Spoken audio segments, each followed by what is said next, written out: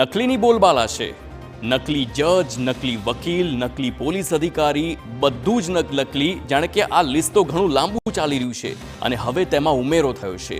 બાંધકામમાં વપરાતું સૌથી અગત્યનું હવે સિમેન્ટ પણ નકલી મળી રહ્યું છે અને તેના કારણે જ બાંધકામમાં પણ ખતરો જોવા મળી રહ્યો છે। આ દ્રશ્યો આપ જોઈ શકો છો, જે પ્રમાણે હવે તેમાં ઉમેરો થયો અને સુરતમાં હવે નકલી સિમેન્ટ બનાવવાનું કૌભાંડ સામે આવ્યું છે। એટલે કે એક રીતે કહીએ તો સિમેન્ટના નામે લોકોને રીતસરનો ચૂનો જ લગાવવામાં આવે છે।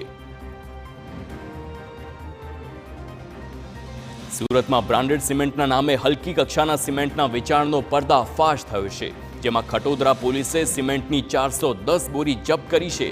અહીંયા બ્રાન્ડેડ સિમેન્ટની બોરીમાં જ ભળતી જ કંપનીનો સિમેન્ટ આપી ખેલ પાડવામાં આવ્યો હતો।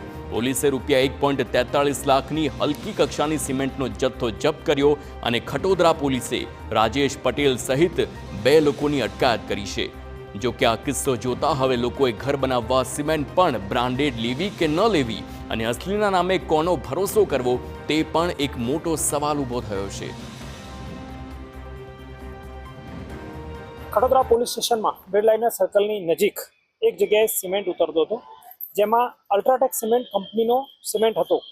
જે અલ્ટ્રાટેક કંપનીના સિમેન્ટના જે ઠાકરેભાઈ હતા એમને ખબર પડી કે આ ડુપ્લિકેટ સિમેન્ટ છે, જેથી તેમને જગ્યા પર આવી જે માણસો ઉતારતા હતા રાજેશભાઈ વગેરે એમને પૂછપરછ કરી, પરંતુ અલ્ટ્રાટેકના ઓરિજિનલ કાગળો અને બિલ એમની પાસેથી ઉપલબ્ધ થયેલા ન હતા, જેથી એમણે પોલીસને જાણ કરી।